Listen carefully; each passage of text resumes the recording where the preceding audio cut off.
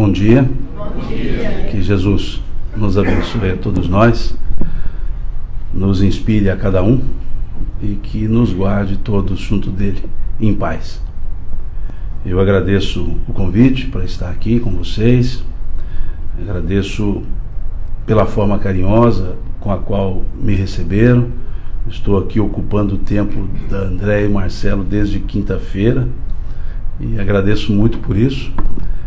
E ela falou aqui que agradece a Leia, minha esposa, ela que agradece a Andréia, porque eu dei folga para minha esposa, né? Eles perguntam assim, se eu viajar muito todo fim de semana, ela acha ruim. Eu falei, que esposa que tem férias todo fim de semana, gente? Só ela, né? Férias de marido. Então é uma coisa muito boa, né, para ela. E aí ela agradece a Andréia também, né, por ter me convidado. E a Luísa, minha filha, de certa forma, a primeira vez que viaja assim comigo, e veio para conhecer um pouco de Orlando, e conheceu muito mais de Simão do que de Orlando, sabe? Ficou mais tempo comigo que conhecendo alguma coisa aqui fora. Mas é o nosso trabalho, né? Então vamos conversar um pouco. Foi pedido que a gente conversasse sobre o Evangelho e evolução, ou seja, a evolução do sentimento do Evangelho. Então vamos conversar um pouco e eu vou pedir licença para fazer uma leitura da passagem do cego Bartimeu e a gente comenta essa passagem e aí nós vamos costurando o assunto do Evangelho e evolução. Eu optei pela a passagem que está em Marcos, no capítulo 10, versículo 46, porque ela também está no Evangelho de Mateus, e eu optei por fazer a leitura do Evangelho de Marcos, e que diz o seguinte: Depois foram para Jericó, e saindo ele de Jericó com seus discípulos, e uma grande multidão, Bartimeu, o cego, filho de Timeu, estava assentado junto do caminho mendigando. E ouvindo que era Jesus de Nazaré, começou a clamar e a dizer: Senhor, filho de Davi, tem misericórdia de mim. E muitos o repreendiam para que ele se calasse. Mas ele clamava cada vez mais alto: Filho de Davi, tem misericórdia de mim. E Jesus, ouvindo-o, parou e pediu que o chamassem. E o chamaram, dizendo a ele: tem bom ânimo, levanta-te, que ele te chama. E ele, lançando de si a sua capa, levantou-se e foi ter com Jesus. E Jesus, falando, disse-lhe: que queres que te faça? E o cego prontamente respondeu: Mestre, que eu tenha vista. E Jesus lhe disse: vai, a tua fé te salvou. E logo viu e seguiu a Jesus pelo caminho. Em Mateus a passagem é muito semelhante, a não ser esse finalzinho, que em vez de estar colocado seguiu a Jesus pelo caminho, está colocado seguiu a Jesus por outro caminho. A diferença do texto basicamente é essa. Por que eu trouxe essa passagem? É uma passagem que nos leva a pensar um pouco nessa estrutura de vida que nós temos. Bartimeu é o seu sobrenome, não se tem o nome. Bartimeu, filho de Timeu, estava em Jericó. Jericó, na estrutura dos evangelhos, ela simboliza os valores materiais.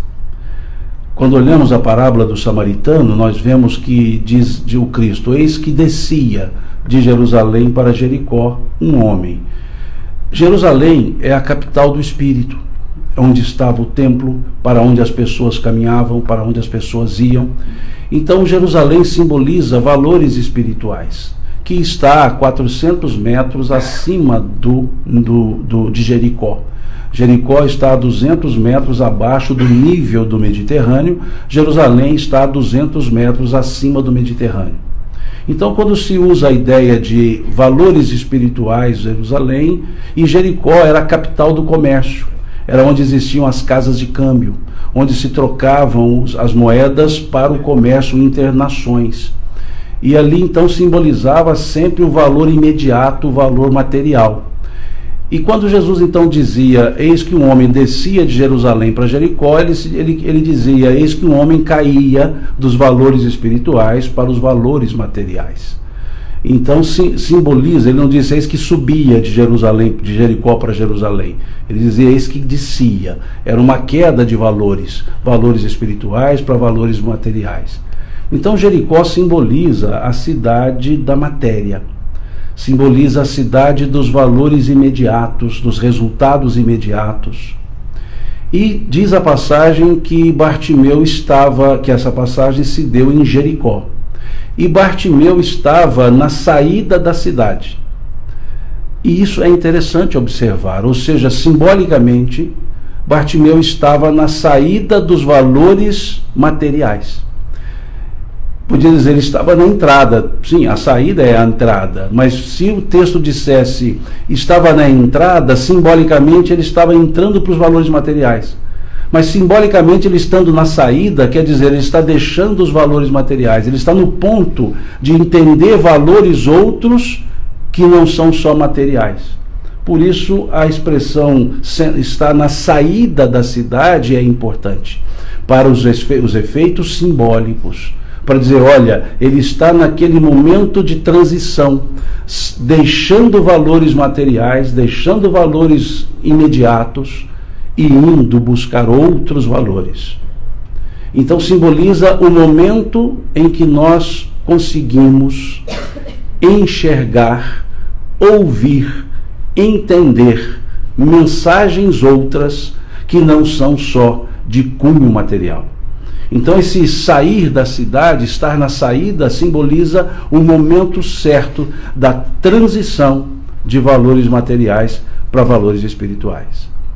E diz o texto que Bartimeu era cego. E diz que estava sentado à beira do caminho. Ou seja, Bartimeu, embora na transição, ele não tinha um caminho.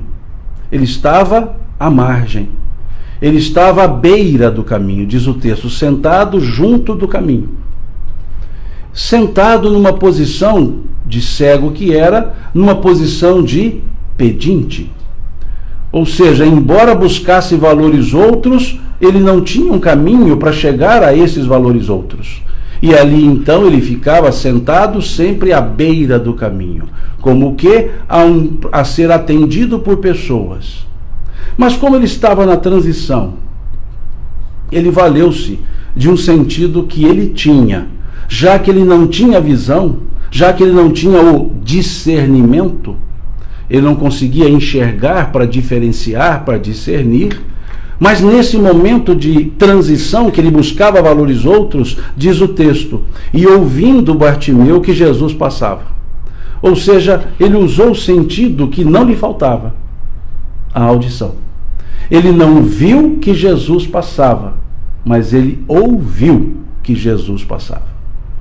É como a nos dizer que quando nos falta algum recurso, nós podemos utilizar outros que nós temos.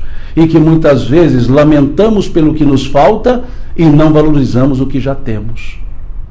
E Bartimeu poderia se lamentar, mas eu não posso conversar com Jesus porque eu não consigo vê-lo. Mas ele então optou em conseguir ouvi-lo. E ele põe a serviço do seu processo evolutivo a audição. E ouvindo que Jesus passava, diz o texto, começou a clamar, dizendo. Veja que interessante. Usou-se dois verbos, clamar e dizer. Clamar é só uma lamentação. Clamar é só uma reclamação. Clamar é só uma destilação de sofrimentos transformados em palavras. Clamar é simplesmente dizer que não está bem. Clamar é simplesmente reclamar daquilo que não está bem. Mas o texto diz que Bartimeu clamou, ele mostrou sua dor, mas disse também, começou a clamar e a dizer. Ou seja, ali não havia somente a reclamação, havia a demonstração de que algo ele queria, algo ele precisava. Senão seria apenas começou a clamar, mas começou a clamar e a dizer. E aí vamos à frente e vemos Jesus perguntando a ele: que queres tu que eu te faça? Ou seja, se você está dizendo algo, você está buscando, você está dizendo, então vamos avaliar isso no futuro. Então ele começou a clamar e a dizer. E à medida que ele clamava e dizia, as pessoas começaram a admoestá-lo. Quanto mais ele falava, mais as pessoas diziam para que ele se calasse. Mas quanto mais as pessoas diziam para que ele se calasse, mais alto ele falava. Então o texto diz: e as pessoas o advertiam, e quanto mais lhe advertiam, mais alto ele falava. Não é mais clamava, era falava. Não era mais alto reclamava, mais alto gritava, mais alto ele dizia. Ou seja, ele sobrepunha a adversidade. Como a nos dizer que muitas vezes nós buscamos soluções para as nossas dificuldades e parece-nos que as dificuldades se agigantam. Mas precisamos falar mais alto. Precisamos, apesar das adversidades, continuar na intenção de ser visto, na intenção de ser percebido, na intenção de conseguir o intento, os nossos objetivos. Ali aquele clamava, gritava, falava mais alto, simbolizava o esforço. Porque ninguém atinge o objetivo sem um esforço. As coisas não se nos chegam por dádivas. As coisas nós chegamos até elas pelos nossos atos, nossas ações. E Bartimeu mostrou o seu esforço. Ele não conseguia ver, mas ele pôde ouvir e começou a falar. Colocou os outros dois sentidos que ele tinha com perfeição. Colocou a seu serviço. Colocou a serviço do seu crescimento. Usou mais um recurso que não era só o ouvir, era também o falar. E a força de Bartimeu e o dizer de Bartimeu foi significativo. Porque diz o texto: e Jesus, ouvindo, parou. Ouviu, porque Bartimeu falava. Bartimeu não gritava, não mais clamava. Mais alto ele falava. Ou seja, Jesus ouve-nos quando nós dizemos o que nós estamos necessitando. Ele não ouve se nós apenas lamentamos. Ele ouve quando nós temos propósitos. E o texto é forte, porque Jesus simboliza a vida em movimento. Como dizia Cazuza, o cantor brasileiro, a vida não para. O tempo não para. Jesus simboliza a vida, e a vida não para. A vida é um constante movimento. É um ir e vir. E Jesus simboliza a vida em movimento. E a passagem diz que, ouvindo Bartimeu, que Jesus passava. Ou seja, Jesus nunca fica parado. Ele passa, se nós não observarmos. Quando observarmos, já passou. E nós precisamos depois correr.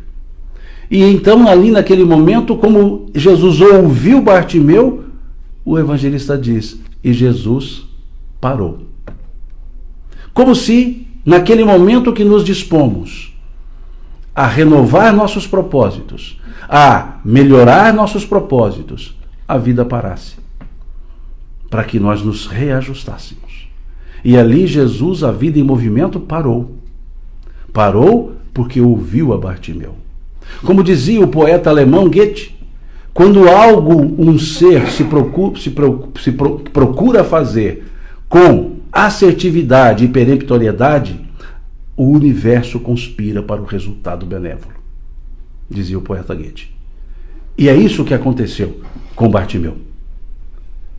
Ele disse, ele se mostrou, ele se esforçou, ele sobrepôs as suas dificuldades, e Jesus ouviu isso e mais, parou. É como se naquele momento a vida ficasse por nossa conta. É o momento que eu vou redirecionar-me na vida. E a vida está ali dizendo: ótimo, vou dar uma paradinha. Pode dar uma arrumada que depois a gente continua. E assim foi o que aconteceu. Só que Jesus parou. mas não foi até Bartimeu. E ouvindo Bartimeu, Jesus parou e pediu que o chamassem. Veja, Jesus não foi até Bartimeu. Ele para e pede que chamem Bartimeu. Ele não chamou ele mesmo. Bartimeu, venha. Ele pediu que o chamassem. Porque a vida não nos chama. A vida nos manda recados. A vida nos mostra sinais. E nós precisamos interpretar os sinais. Nós precisamos interpretar o que vem acontecendo para eu entender as minhas ações e as suas consequências. A vida não nos dá nada, senão a devolução daquilo que nós damos para ela. A vida é devolutiva, ela não é ativa. Se eu abro-me para viver, a vida se abre para ser vivida. Se eu mostro-me disponível, a vida se disponibiliza. Se eu me fecho, a vida se fecha. Porque a vida devolve. A vida nada nos dá senão a devolução daquilo que nós damos para ela. E é isso que aconteceu. Jesus para e manda chamar Bartimeu. Manda um recado. E chega as pessoas para Bartimeu dizendo: tem bom ânimo. Ele te chama. Vejam. Não é só ele te chama. Tem bom ânimo. O que é ânimo? Animos. Alma. É a vida latente. A vida da alma. E eles disseram a Bartimeu: tem bom ânimo. Os recados da vida serão sempre precedidos dessa expressão: tem bom ânimo.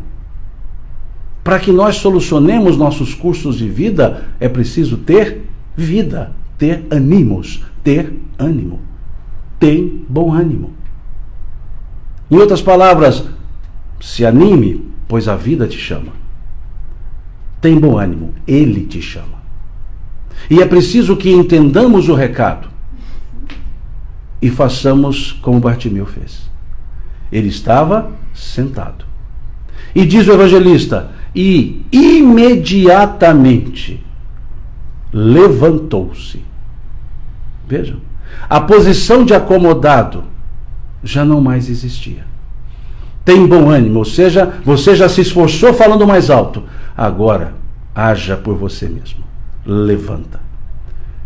A vida nos diz: tem bom ânimo. Mas se eu continuar sentado, nada vai ser resolvido. Se eu continuar esperando, nada vai me chegar. E ele então levantou-se. Mas o evangelista foi preciso na cena. Não somente se levantou, disse: e ele imediatamente levantou-se e jogou longe a capa. Vejam o detalhe que o evangelista percebe. O que é a capa? A capa simboliza dois elementos. Todos os mendigos, todos os pedintes, melhor dizendo, sejam eles por quaisquer motivos da época, eram necessários possuir a capa do pedinte. É como se fosse a autorização do Estado para que ele pudesse pedir, para que ele não incorresse em mendicância ilegal. Então todo tinha capa. E a capa era onde guardavam-se os donativos. Todas aquilo que era doado, o dinheiro, ele colocava na capa. E tudo que tivesse na capa era dele. Se caísse fora da capa, era de outra pessoa que podia pegar. Então eles guardavam tudo na capa. E era a capa do pedinte, que era assim chamada. Simboliza, naquela passagem, toda a pena, toda a dó que as pessoas tiveram para com ele, que nós chamamos de comiseração. Ele era comiserável. Ele dependia das pessoas. Ele dependia de alguém querer fazer algo por ele. E a capa simbolizava justamente essa posição de submissão. Submissão a si mesmo, submissão às circunstâncias, um ser que não produzia por si. E então, quando ele joga fora a capa, é quando ele então se despede de tudo que era comiserável, de tudo que lhe fazia não se sentir um ser, de tudo que lhe colocava numa posição de descaso. E ele saiu disso. Mas a capa também simbolizava a única proteção que o mendigo tinha, porque era a única coisa que era perfeita, que estava em bom estado, melhor dizendo, pois as suas roupas sempre eram trapilhos. E a capa lhe protegia do frio, mas também a capa dava-lhe uma aparência de que a roupa estava correta. A capa também simboliza a aparência. Quando ele joga fora a capa, é como se ele se desnudasse, porque o encontro dele com Jesus não era de aparência, era de interior. E ali jogar fora a capa simboliza despir-me de todos os valores que são materiais. Porque não interessa a exterioridade. Interessa agora o que eu trago interno para conversar com Jesus. Em outras palavras, a vida não nos olha pela exterioridade. A vida nos percebe pela interioridade. E se eu quiser ser percebido pela vida, eu preciso me despir das aparências, das vaidades, e mostrar-me como realmente eu sou. E foi isso que Bartimeu fez. Levantou-se jogando longe a capa para sair da posição de pedinte, mas também para mostrar-se interiormente. Como a dizer, eu não sou o que a capa diz que eu sou. Eu não sou um mendigo. Eu não sou um comiserável. Eu sou alguém que quer crescer. Eu sou alguém que quer me melhorar. E é isso que simboliza jogar a capa fora.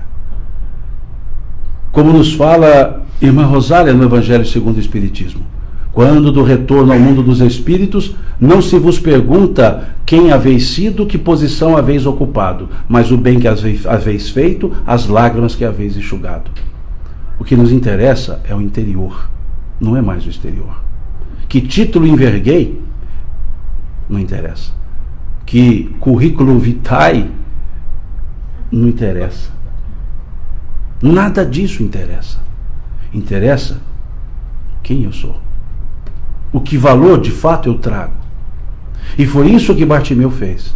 Levantou-se, jogou longe a túnica e foi ao encontro de Jesus. E chegando de frente a Jesus, diz o texto, e chegando Jesus, fala-lhe, dizendo. Ou seja, Jesus nunca só fala, ele sempre diz. Sempre vem dele ensinamentos. E diz, que queres tu que eu te faça?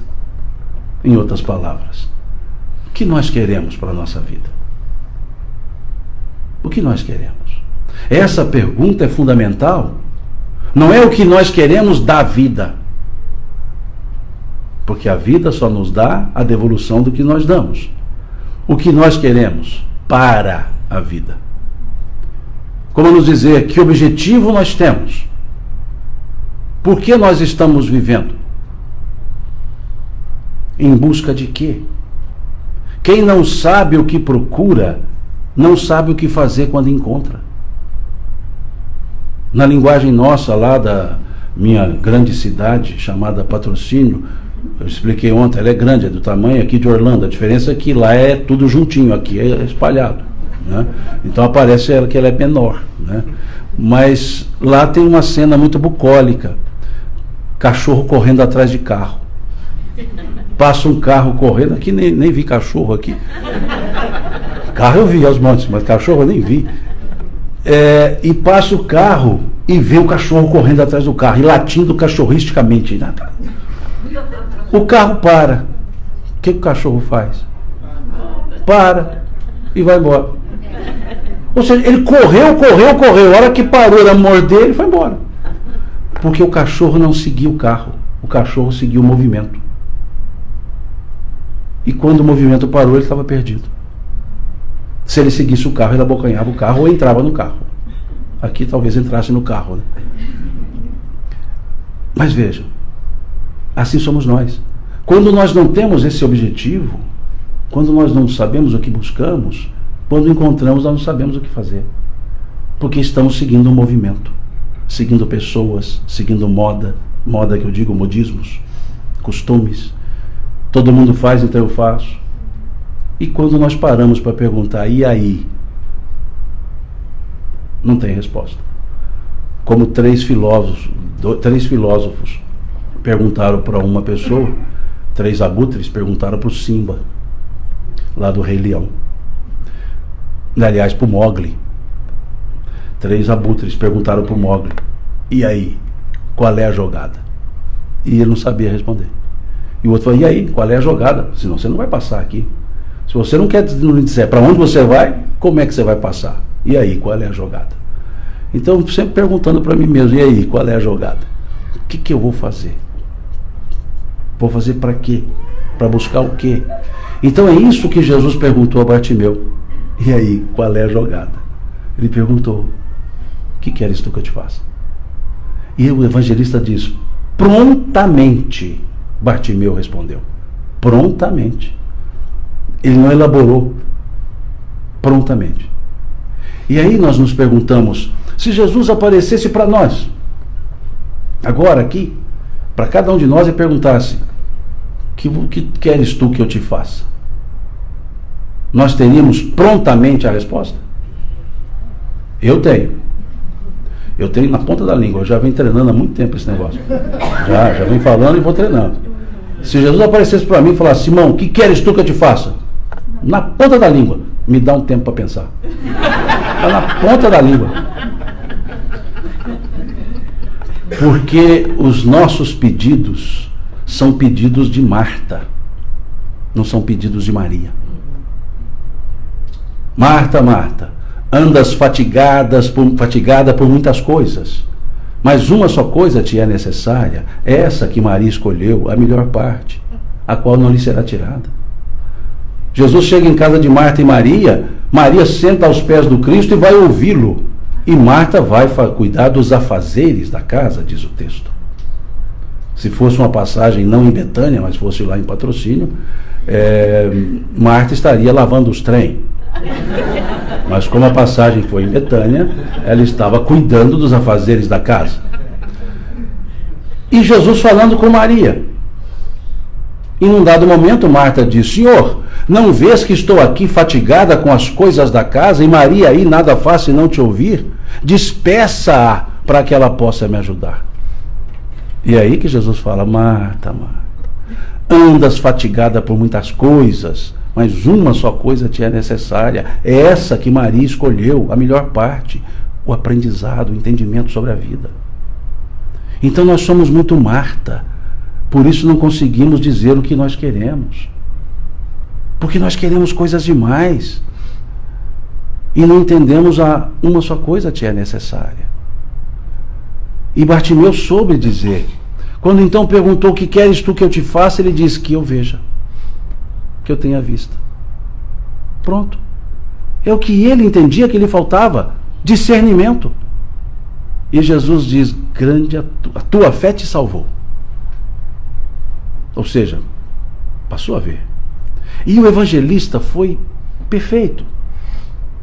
Quando ele escreve, e a partir daí, a partir do momento que a visão se abriu, que Bartimeu discerniu, a partir daí, começou Bartimeu a seguir a Jesus pelo caminho. A passagem começa com Bartimeu sentado à beira do caminho e termina com Bartimeu seguindo a Jesus pelo caminho. Quando nós nos encontramos, o caminho fica fácil de ser seguido. Quando nós temos discernimentos, nós saímos da posição de pedintes, saímos da margem e vamos para o centro. E aí já caminhamos no caminho. E o texto passou a seguir a Jesus pelo caminho.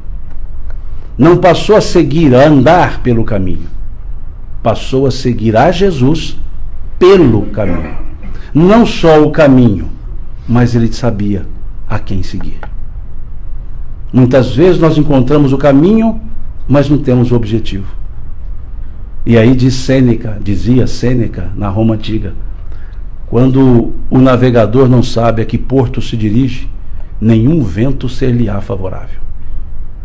Se eu não sei para onde vou, tem uma música lá cantada pelo Leonardo, da dupla Leandro e Leonardo, da época que era a dupla. Ele dizia assim, dá a impressão que eu fico ouvindo música direto, não fico não, gente. É que a gente viaja muito de carro, então fica ali ouvindo essas coisas. E ele dizia assim, essa letra da música: eu não sei para onde vou, posso até não dar em nada. Pode não vai dar em nada. Quem não sabe para onde vai, nunca vai dar em nada. Porque não tem destino, não tem objetivo. E o nosso principal objetivo, aqui na Terra, viver. Viver, só isso. Para evoluir. Ou seja, dar valor à vida que temos. E esse seguir a Jesus pelo caminho, nós temos nos evangelhos como segui-lo. Seus ensinos estão todos no evangelho. Todos não, ele ensinou muito mais. Porque João escreveu, se tudo que Jesus falou pusesse em livros, a biblioteca do mundo não os caberia. Está escrito aqui no final do Evangelho de João. Mas o que ele ensinou está aqui. E nós, os espíritas, não, só os espíritas não. E nós, ou qualquer, espíritas ou não espíritas, que ler as obras espíritas, verão que tem mais ensinamentos. Veremos em Emmanuel quanta coisa que Jesus falou e que não estão aqui. Veremos em Humberto de Campos tantas tradições que não estão aqui. Veremos em Dona Amélia Rodrigues, Dona Joana de Ângeles, quantas coisas que Jesus fez que não estão aqui. Então nós temos um roteiro seguro para seguir: Jesus. Por isso que foi perguntado aos espíritos, dissemos isso ontem, anteontem, e digo isso sempre: qual o tipo mais perfeito que Deus ofereceu ao homem para servir de guia e modelo para a humanidade? E a resposta foi clara: Jesus. E cá entre nós, que ninguém nos ouça, eu desconfio que Padre Zezinho leu essa questão com muita atenção, porque ele gravou uma música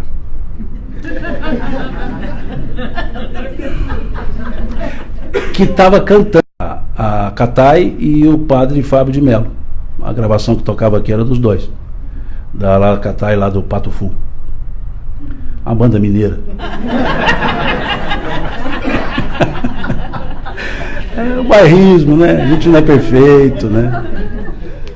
E eu desconfio que a autoria do Padre Zezinho, eu desconfio que ele andou lendo essa questão e meditou, porque ele disse isso na letra da música. Ele diz na letra, tranquilo, não vou cantar: um dia uma criança me parou, olhou-me nos meus olhos a sorrir, caneta e papel na sua mão, tarefa escolar para cumprir, e perguntou-me no meio de um sorriso o que é preciso para ser feliz. E aí vem a questão 625. Amar como Jesus amou, sonhar como Jesus sonhou, sentir o que Jesus sentia, sorrir como Jesus sorria, e ao chegar o fim do dia, eu sei que eu dormiria mais feliz. É isso que são os evangelhos.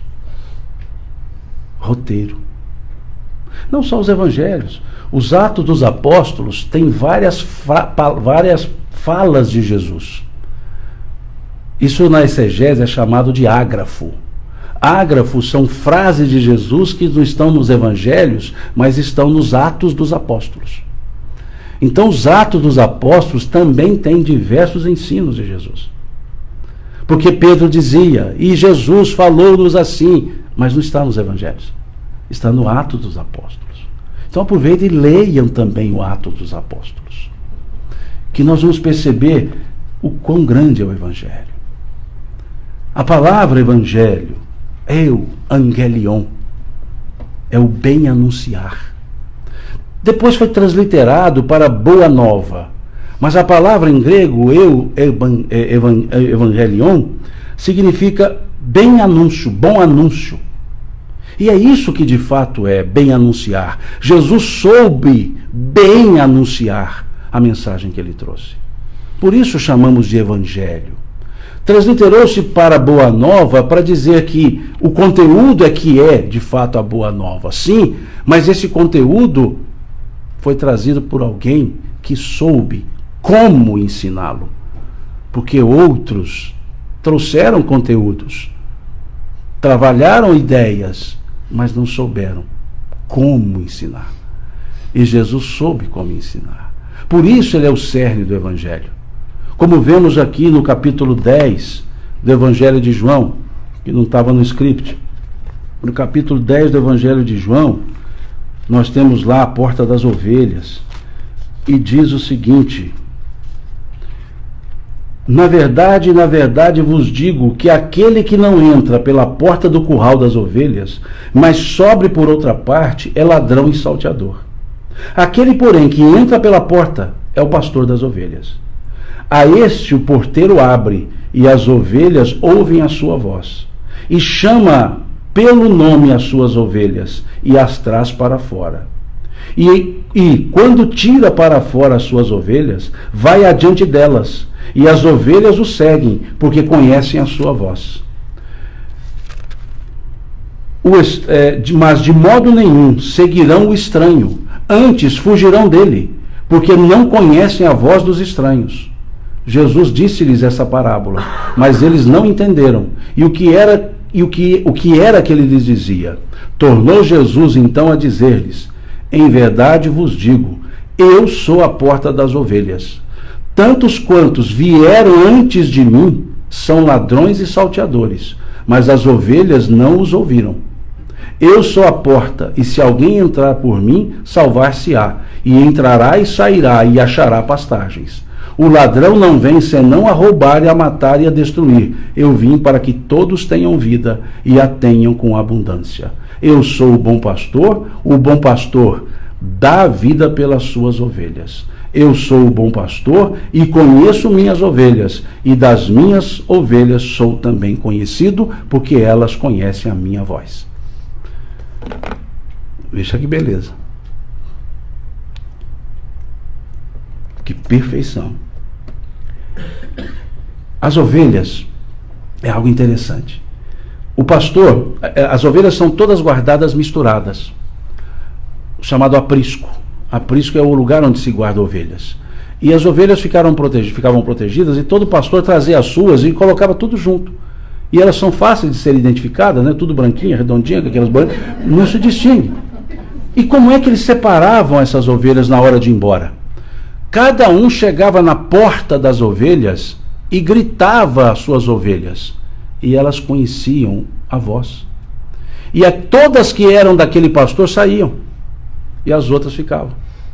Depois vinha o outro pastor e também falava, dava nome às ovelhas, chamava, e elas saíam. E isso vocês podem confirmar, inclusive no vídeo do YouTube, que tem demonstrações várias desse jeito, onde ainda se cuida das ovelhas. O pessoal chama as ovelhas e elas vêm. E aí no vídeo outra menina gritava, as ovelhas... Mas quando o pastor chamava...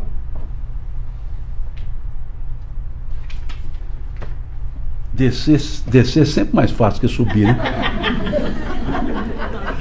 O tal do subir não é fácil, a evolução é um negócio difícil. Ainda mais quando carregamos muito valores materiais. Aí fica muito difícil de ascender. Mas precisa ter esforço, né? Muito esforço.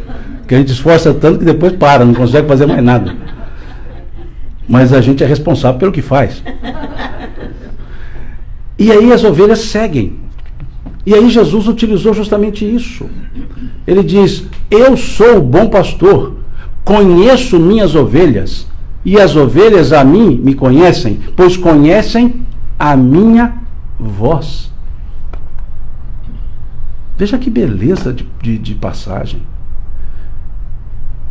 Eu sou a porta das ovelhas, porque ele falava para os discípulos, ou seja, não venham pelas laterais como vêm os ladrões, porque não serão ouvidos. Entrem pela porta, a porta das ovelhas, ou seja, eu sou a porta das ovelhas. Entra por esse caminho que vocês serão conhecidos, serão ouvidos. porque os que vieram antes não fizeram isso.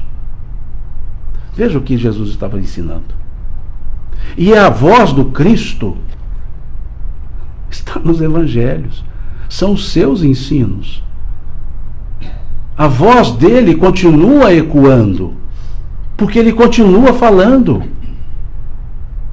O homem, Jesus, viveu num período, viveu naquele período materialmente dizendo, desencarnou-se numa dada data, mas a sua mensagem não. Nós ainda continuamos a ouvir. E essa presença, essa figura do Cristo, ela é muito importante. Essas mensagens são para nós. No seu nascimento físico, ficou claro isso, que ele veio para isso, por nós e para nós. Em que sentido para nós? Quando ele nasceu, houve, na linguagem de Lucas, um anúncio do seu nascimento aos pastores.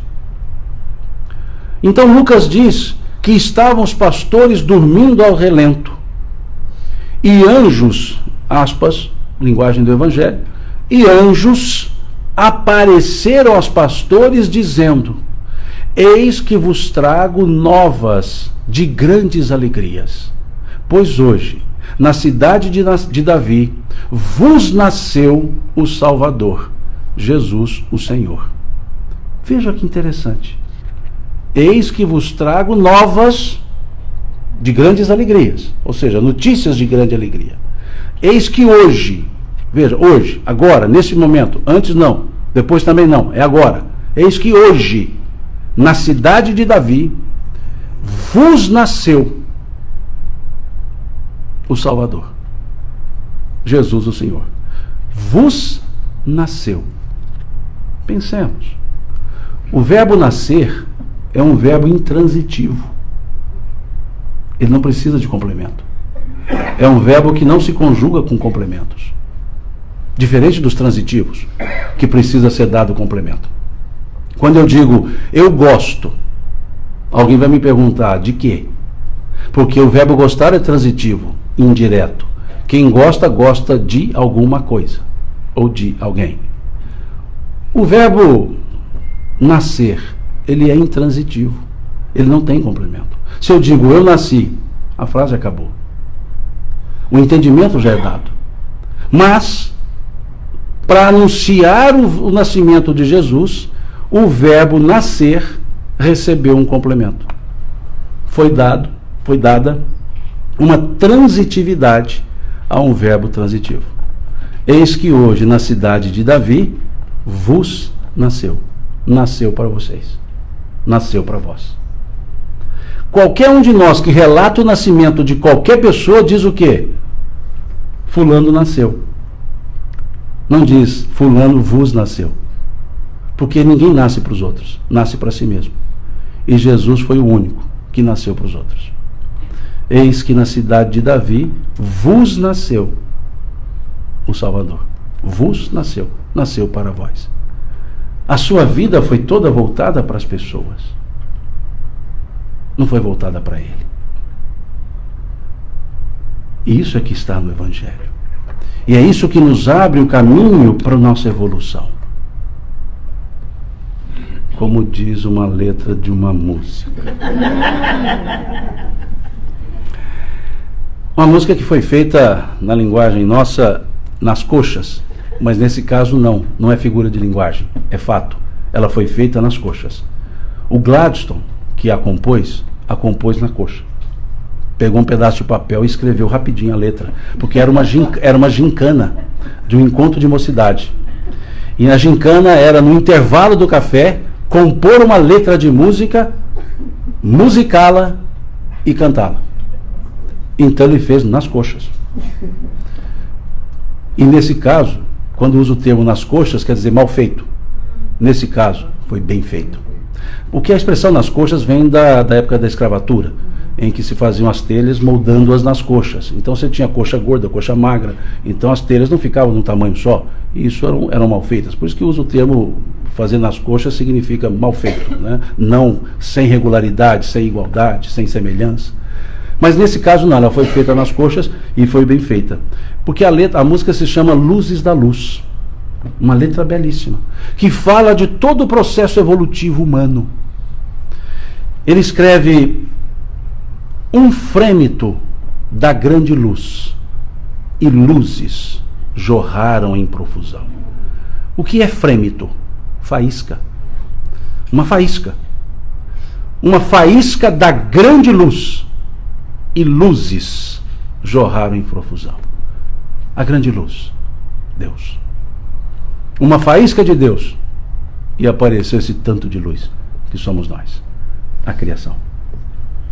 Um frêmito da grande luz, e luzes jorraram em profusão. Houve um tempo na eternidade, espaço na imensidão. A eternidade é justamente eterna porque não tem tempo.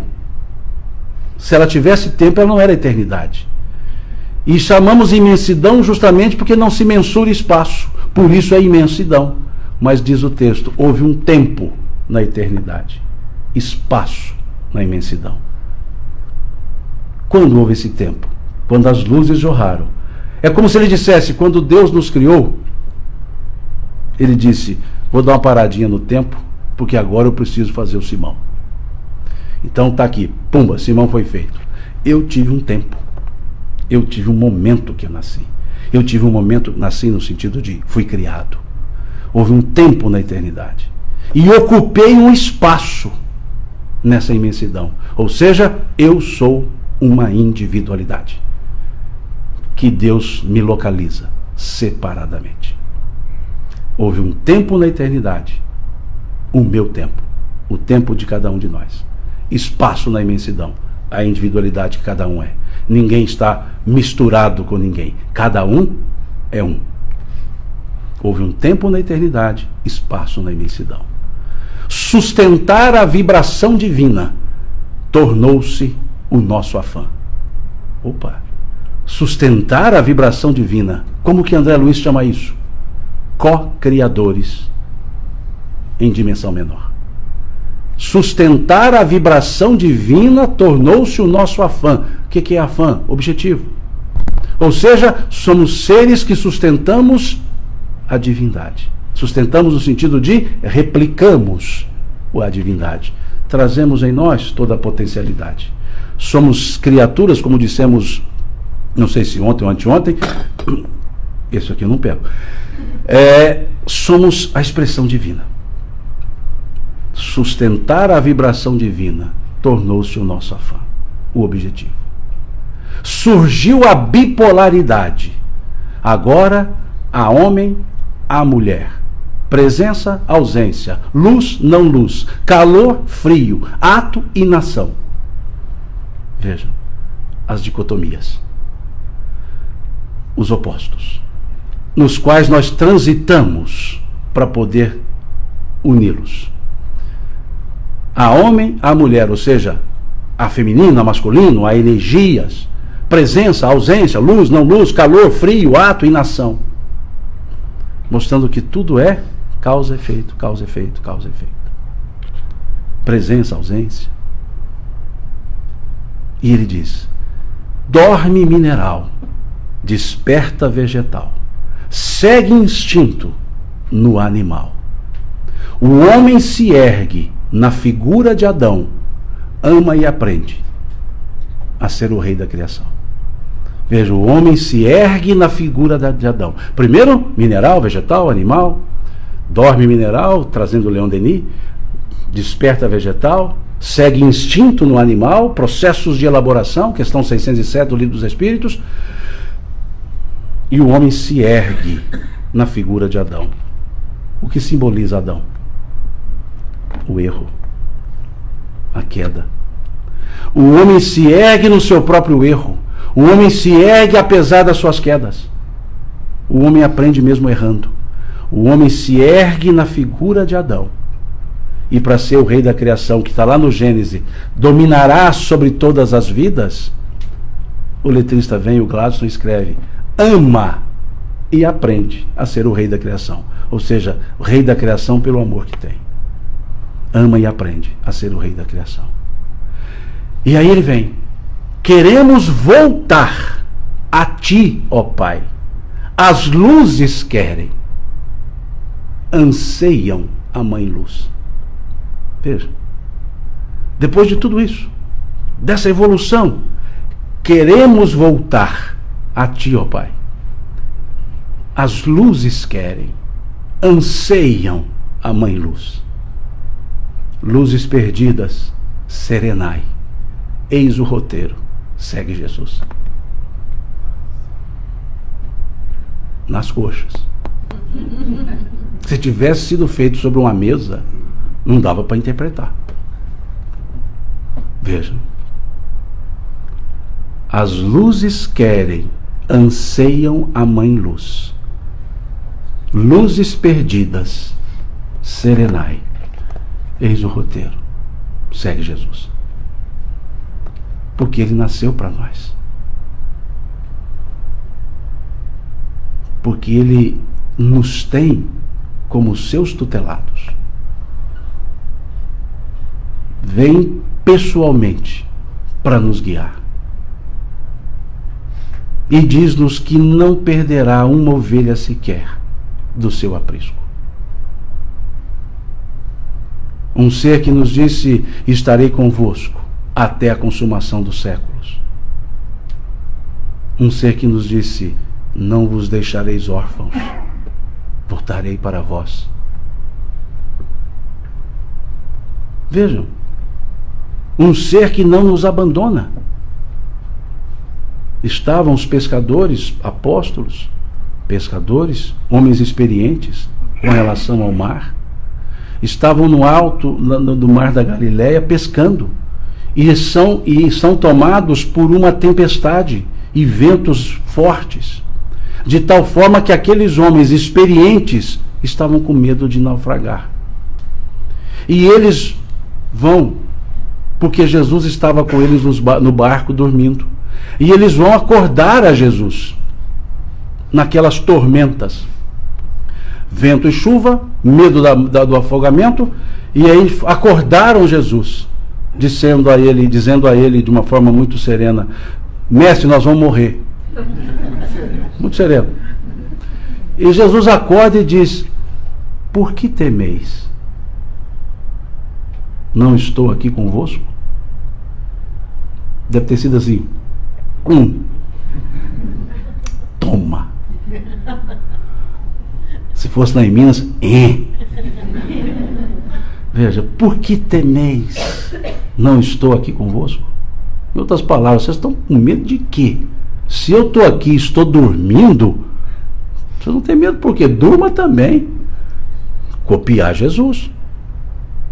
Em outras palavras, quantas vezes nós estamos nesses mares tormentosos e tempestuosos do nosso dia a dia? Quantas vezes nos sentimos perdidos, sem rumo, e aí vem o medo. Mas deveria vir junto uma voz. Por que temeis? Não estou convosco? Porque Jesus está conosco. Em quaisquer momentos. Estarei convosco até a consumação dos séculos. Os séculos não se consumam. Se repetem, ou se perpetuam, melhor dizendo. E muitas vezes nós achamos que vamos naufragar. E ele diz, por que temeis? Não estou convosco? Acaso não estou aqui convosco? Veja a forma acaso, uma forma até irônica do evangelista. Não estou aqui convosco? Por que então nos sentimos sozinhos? Porque não estamos abrindo os olhos para ouvi-lo, os ouvidos para ouvi-lo. Ficamos cegos, não buscando, não entendendo as saídas, e além disso fechamos os ouvidos para ouvir o que ele tem a nos dizer. Dizia ele: eu sou o caminho, a verdade, a vida. Ninguém vem ao Pai senão por mim. A parte mais forte dessa frase está no verbo vir. Ele não disse ninguém vai ao Pai senão por mim. Ele disse ninguém vem ao Pai senão por mim. Simão, é tudo a mesma coisa? Não. A direção é a mesma, o sentido é oposto. Quando eu digo vai, eu fico e o outro vai. Quando eu digo vem, eu já estou e chamo o outro. Em outras palavras, eu já estou no Pai, já conheço o caminho. Vamos. Veja, ninguém vem ao Pai senão por mim. Por isso é cuidadoso o aspecto de tradução. Verbo vir, verbo ir, tudo a mesma coisa. Não é não? Esse não é mineiro, né? Não está lá no Evangelho, não. Ninguém vem ao Pai senão por mim. E esse é o caminho, a verdade e a vida. Existe na estrutura da pedagogia algo que nós chamamos de fato educativo. O fato educativo precisa do educador, precisa do conteúdo, do currículo, precisa do educandário, o local, precisa do objetivo e tem que ter o aprendiz. São 5 elementos do fato educativo. Sem um dos 5, o fato educativo não ocorre. E aí observamos essa frase de Jesus: eu sou o caminho, a verdade e a vida. Ninguém vem ao Pai senão por mim. Primeiro elemento do fato educativo, o educador. Onde está o educador nessa frase? Eu sou o Cristo, é o educador. Ele é que nos ensina. Que método nós encontramos nessa frase? Qual o método? O caminho. O que significa caminho? O dia a dia, o errar e o acertar. É o método do empírico, do fazer. E ver se dá certo e continuar. Ver se dá errado e consertar. É no dia a dia. É no ir e vir. É na presença e ausência. É na luz, não luz. Ou seja, o método de Jesus é o nosso modo de viver. É o dia a dia. Ele utiliza situações do dia a dia, como essa passagem do aprisco das ovelhas. Ele usou a linguagem dos pastores, porque falava com pastores. Ele usava a linguagem dos agricultores, quando falava com os agricultores, quando ele se referia às semeaduras. Ele usava as palavras dos pescadores, quando conversava com pescadores sobre a pesca de peixes grandes e pequenos. Ele usava as palavras da dona de casa, quando ele conversava com as donas de casa, sobre colocar o fermento na massa e fazer a massa. Ele falava a linguagem dos financistas, quando conversavam com financistas, sobre a pérola e o valor da pérola, sobre o tesouro e o valor do tesouro. Ele usava as situações do dia a dia. Esse é o nosso aprendizado, que passou-se modernamente a chamar de construtivismo. Ou seja, o dia a dia nos ensina. Então, qual é o método de Jesus? Tudo que nós fizermos é o método de aprendizagem que nós temos. O currículo. O que nós estudamos? O que Jesus nos ensina nessa frase? A verdade. Eu sou o educador, o método é o caminho, o conteúdo que ele nos ensina, a verdade. A verdade sobre as nossas existências, a verdade sobre as nossas vidas, a verdade sobre o que é de fato a vida. Meu Pai vos dá a vida e vou-la dar em abundância. Ele nos ensina isso, a vida. A verdade, desculpem. Em qual educandário? Vida. O nosso educandário é a vida. Onde nós estivermos, nós podemos aprender a verdade. Nós podemos seguir esses caminhos. Nós temos-lo como educador. A escola nossa é a vida. Quem é o aprendiz? Nessa frase. É a palavra ninguém, que significa todos nós. Ninguém vem ao Pai. Ninguém. Ou seja, todos nós somos os aprendizes. E qual é o objetivo desse aprendizado? Ir ao Pai. Qual é o objetivo de tudo isso? Evoluir. O ir ao Pai.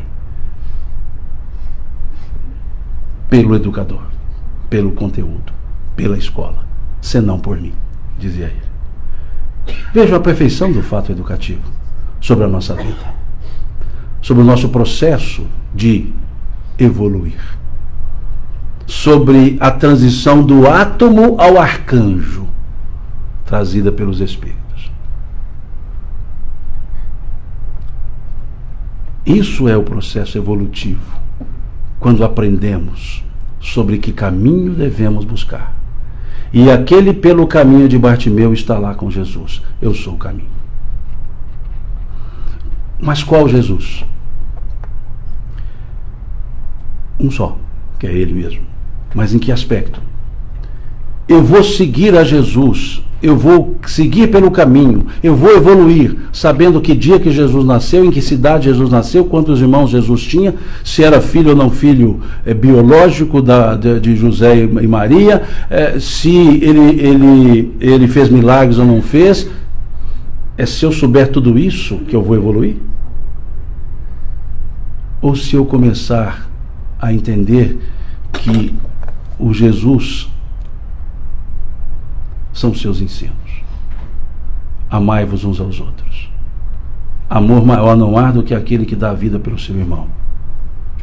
Nisto todos conhecerão que vós sois meus discípulos, se vos amardes uns aos outros. Já não mais vos somos servos, porque o servo não sabe o que faz o seu senhor. Tenho-vos chamado amigos, pois tudo quanto aprendi do meu Pai vos tenho dado a conhecer. Vós sereis meus amigos se fizerdes o que vos ensino. Será que é assim que nós evoluiremos? Sim. Ou seja, esse eu sou não é a historiografia de Jesus, são os seus ensinos. E muitos sequer conheceram a Jesus e estão indo ao Pai, porque seguem os seus ensinos, porque aprenderam com outros sem desprezá-los, como a maioria de nós desprezamos. Será que aquele que não é cristão não vai ao Pai? Se ele segue os ensinos? Porque esses ensinos são universais. Será que um não religioso, no sentido de vinculado a uma religião, não vai ao céu? Se ele for religioso, no sentido de possuir a religiosidade? Então não é um Jesus exclusivista, que só aqueles que conhecem a sua história e foram entronizados por alguém num segmento religioso. São os seus ensinos. São os seus ensinos. Porque ele disse: nem todo aquele que diz Senhor, Senhor, entrará no reino dos céus, mas aqueles que fizerem a vontade do meu Pai que está nos céus.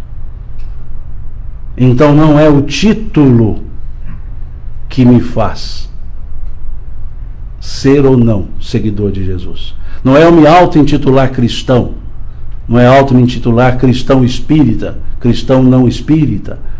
É eu seguir a mensagem dele. E Jesus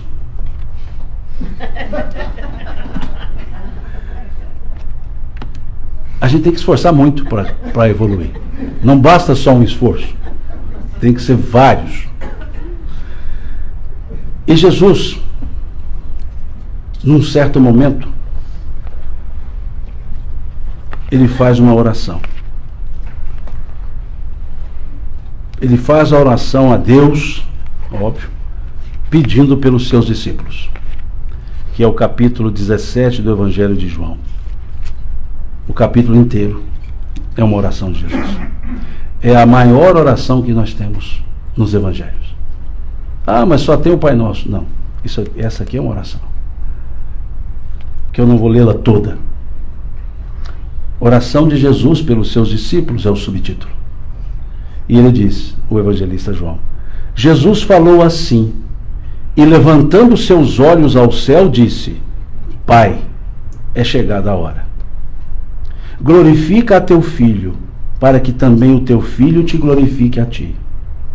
Assim como me deste poder sobre toda a carne, para que dê a vida eterna a todos quantos lhe deste. E a vida eterna é esta, que te conheçam a ti, somente a ti, como o único Deus verdadeiro, e a mim, Jesus Cristo, a quem me enviaste. A quem enviaste. Eu glorifiquei-te na terra, tendo consumado a obra que me deste a fazer. E agora, glorifica-me tu, ó Pai, junto de ti mesmo, com aquela glória que eu tinha contigo antes que o mundo existisse. Manifestei o teu nome aos homens, que do mundo me deste, eram teus e tu nos deste, e guardaram a tua palavra. Agora já tenho conhecido que tudo quanto me deste provém de ti, porque lhes dei as palavras que tu me deste, e eles as receberam, e têm verdadeiramente conhecido que saí de ti, e creram que me enviaste. Ele está se referindo aos apóstolos que estão ali do lado dele. Eu rogo por eles. Vejam, eu rogo por eles, pelos apóstolos, pelos discípulos. Eu rogo por eles. Não rogo pelo mundo, mas por aqueles que me deste, porque são teus. E todas as minhas coisas são tuas, e as tuas coisas são minhas, e nisto eu sou glorificado. E eu já não estou mais nesse mundo, mas eles ainda estão no mundo, e eu vou para ti, Pai. Guarda em teu nome aqueles que me deste, para que sejam um, assim como nós.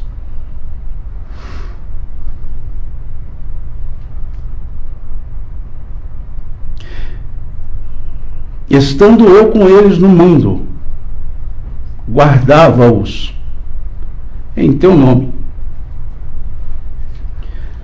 Tenho guardado aqueles que tu me deste, e nenhum deles se perdeu, senão o filho da sua própria perdição, para que a Escritura se cumprisse.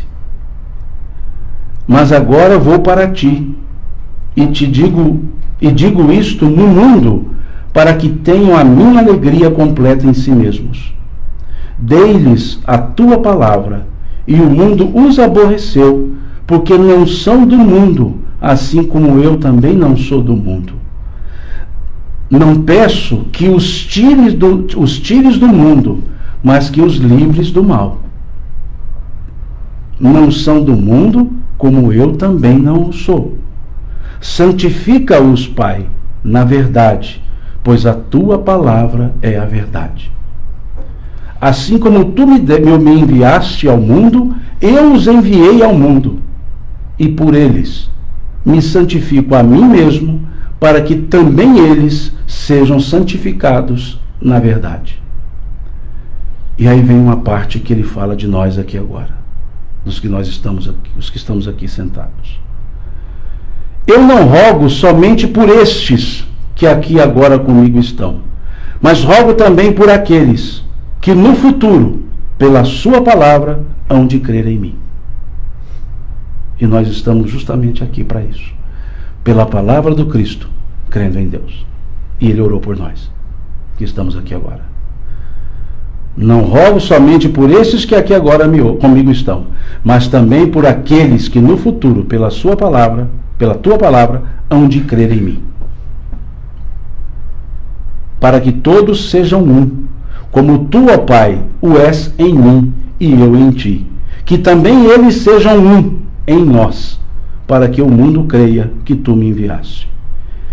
E eu dei-lhes a glória que a mim me deste, para que sejam um, como nós somos um. E neles, eu neles, e tu em mim, para que eles sejam perfeitos em unidade, e para que o mundo conheça que tu me enviaste a mim, e que os tens amado a eles como me tens amado a mim. Pai, aqueles que me deste, quero que, onde eu estiver, também eles estejam comigo, para que vejam a glória que me deste, porque tu me has amado antes da fundação do mundo. Pai justo, o mundo não te conheceu, mas eu te conheci, e estes conheceram que tu me enviaste a mim.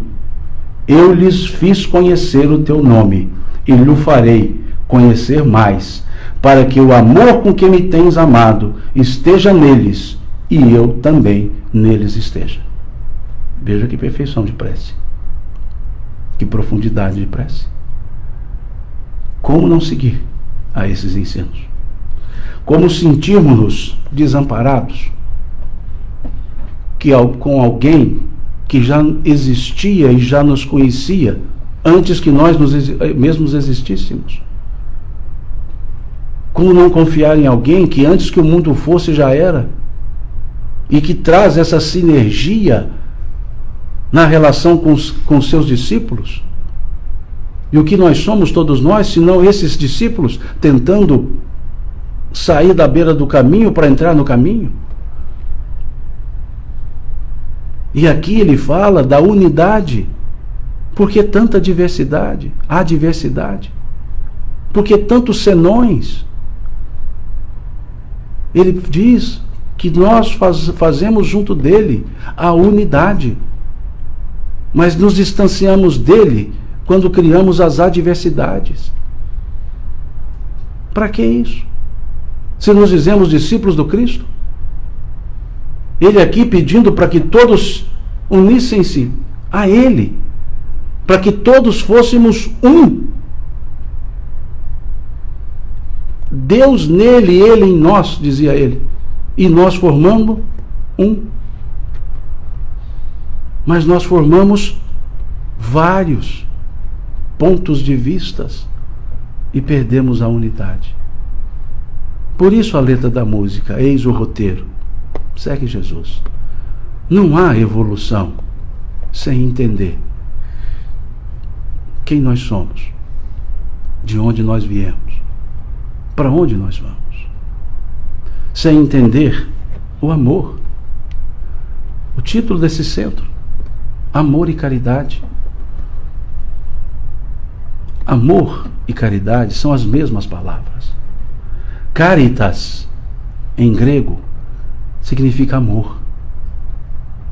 Mas há uma diferença, porque no grego há 4 palavras que significam amor. Todas elas são traduzidas como amor. Eros, Storge, Phileo e Ágape. A caridade é o amor fíleo. Daí veio a palavra filantropia, advindo do amor. O amor fíleo é aquele amor que envolve a todos como se fossem todos de um mesmo núcleo consanguíneo. O amor Storge é o amor de família consanguíneo. O amor fíleo é aquele amor que fez Jesus dizer: todos aqueles que fazem a vontade do meu Pai que está nos céus são minha mãe e meus irmãos. Minha mãe e meus irmãos é o amor Storge. O amor fíleo é quando a irmandade transcende a consanguinidade.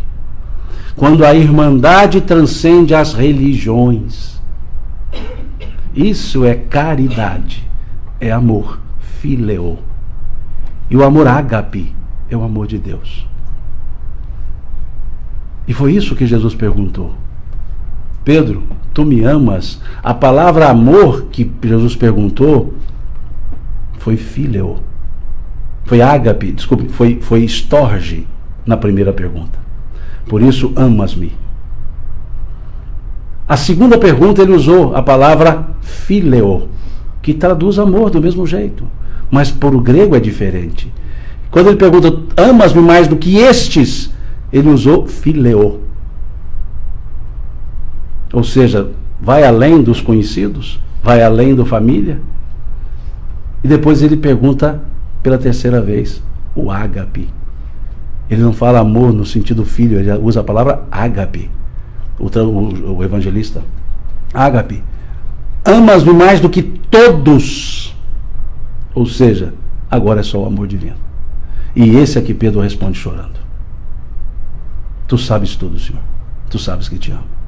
Então, quando vemos um título desse aqui, nos sentimos abraçados, acolhidos, porque aqui há o Fíleo e o ágape.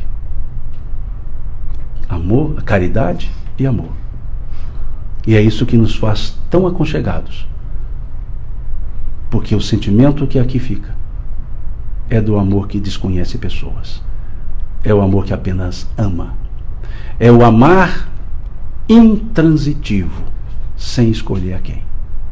Isso é o ágape. E o amar para cuidar de todos, isso é o filho.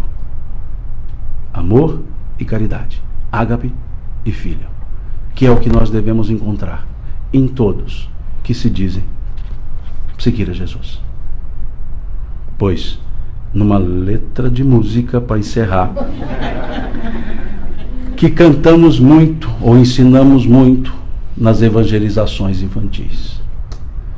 Dê um sorriso só, um sorriso certo, cheio de amor, pois quem tem Jesus gosta de cantar, está sempre sorrindo, mesmo quando não dá, tropeça aqui, cai acolá, e de novo levanta e continua a cantar. Isso é seguir a Jesus pelo caminho. Deus lhes pague pela paciência de me ouvir, Deus lhes pague pela atenção, pelo carinho, e agradeço do fundo do coração pelo carinho com o qual vocês me receberam. Me senti acolhido, mais do que devia, mais do que mereço, e desculpe-me se eu não consigo pagar com a mesma moeda. Por isso, mineiramente, Deus lhes pague. Muito obrigado.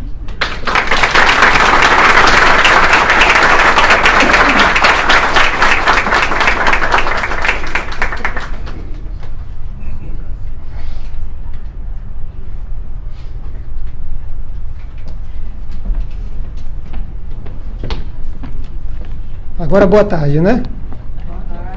Todo mundo animado? Muito obrigado ao mineiro de... Como é o nome da cidade? Patrocínio. Ô trembão. Vamos lá, temos alguns recados da casa para todos nós. Amanhã, dia 18, nós temos aqui às 7 da noite um workshop com a doutora Alessandra Azevedo. É às 6? Às 6, desculpem. Às 6 da tarde, com a doutora Alessandra Azevedo. Ela é doutorada em sexologia clínica e psicoterapeuta. Ela vai estar falando sobre cultivando relacionamentos saudáveis, certo? Amanhã, às 6 da tarde. Dia 23 de junho, o próximo sábado, nós vamos ter aqui na casa o Café Amigo, que já é tradicional, todo mundo já conhece, às 4 da tarde. Nós vamos receber o nosso amigo do Brasil, Roberto Barbosa, com o título A Cura Espiritual. Sábado, às 4 da tarde, dia 23, certo? E como nós recebemos um mineiro hoje, quando nós recebemos mineiro aqui na casa, nós temos uma tradição, nós exageramos na comida, nós temos comida para um batalhão. E oficialmente, né, convidamos o nosso mineiro a comer conosco hoje. Ele, a tua filha, o Marcelo, a esposa, vocês estão convidados, intimados a almoçar conosco hoje, tá? E hoje, para todos os pais que estão nos assistindo e aqueles que estão presentes aqui, feliz Dia dos Pais para todos nós, né? Que o Pai consiga nos dar mais sabedoria, mais discernimento para criarmos melhor os nossos filhos, tá bom? E o cardápio do dia, nós temos estrogonofe de carne, arroz branco, lasanha de espinafre e uma salada de fruta. Olha o exercício aqui, né? Eu copio todo mundo, eu sou um copião, então vamos evolução, né? Levantei rápido, né, Geraldo? Então, estrogonofe de carne, arroz branco, lasanha de espinafre, salada verde e de sobremesa nós temos salada de frutas. Mas tem uns filhos de Deus caridosos aqui nessa casa que fizeram uns brigadeiros gigantes. Esses não são para sobremesas, para quem quiser levar para o papai que ficou em casa, para o amor que ficou em casa, ou usar o álibi que está levando para alguém e depois comer no caminho, né, que é o meu caso, que eu vou fazer isso. Nós temos brigadeiros aqui do lado, vocês podem comprar tudo no caixa. O almoço fraterno, que é uma das formas de sustentar a nossa casa, custa $10, a colaboração de $10 com sobremesa e refrigerante ou água inclusos. E esperamos todos lá, daqui a pouquinho, né? Por favor, nos ajudem, que nós temos comida para um batalhão. Pois não, Márcia? O brigadeiro, nós temos os preços todos ali escritos. Vocês podem ter uma tabelinha, tá bom? E o que eu gostaria de novo agora, que a gente voltasse novamente a nos concentrar, mas eu vou convidar a nossa querida Simone para fazer a vibração, os passos coletivos e a oração final, por favor.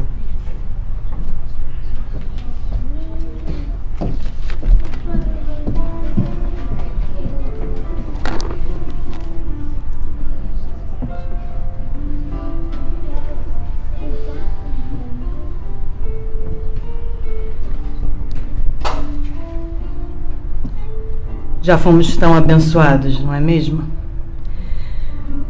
Então fechemos nossos olhos e inspiremos lentamente.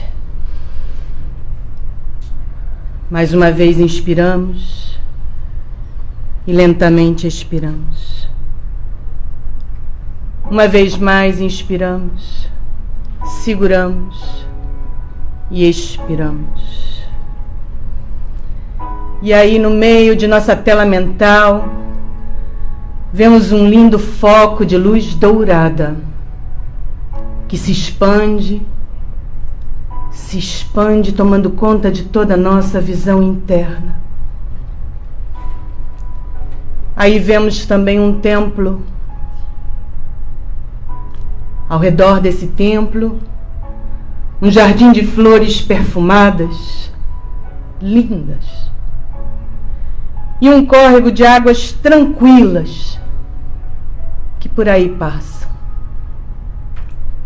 Entramos nesse templo e nos damos conta que aí também tudo está banhado dessa linda luz dourada, e olhamos ao redor e vemos nossos irmãos, nossas irmãs, encarnados e desencarnados, todos aqui reunidos, e nos damos conta que aqui viemos trazidos pelo poder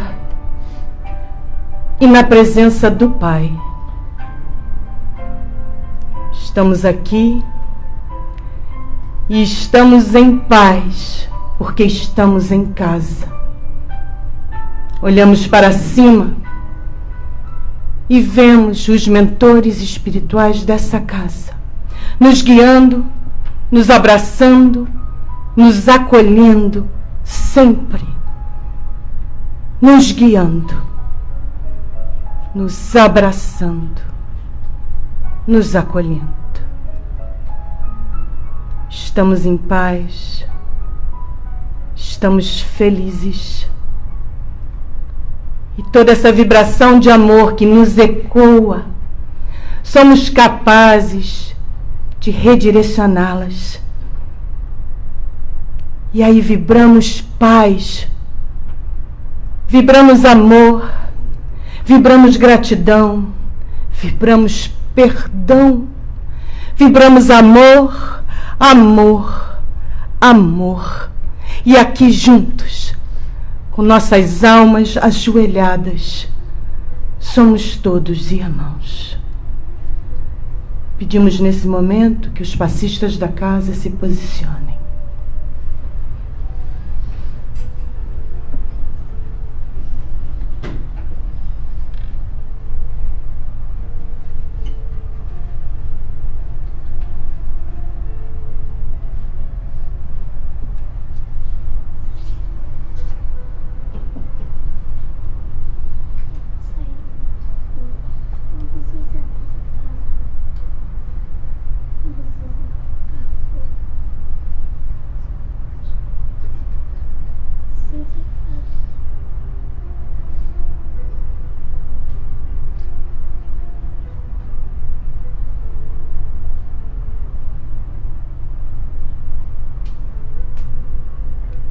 Graças a Deus.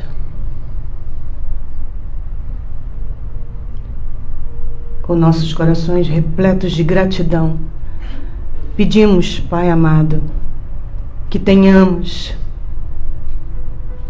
uma semana repleta de beleza, de justiça, de amor e de caridade. Guia nossos passos, ilumina nossa senda, Pai. Revista-nos de tua beleza. Que sejamos representantes da tua luz. Vamos em paz, vamos com Deus. Que assim seja.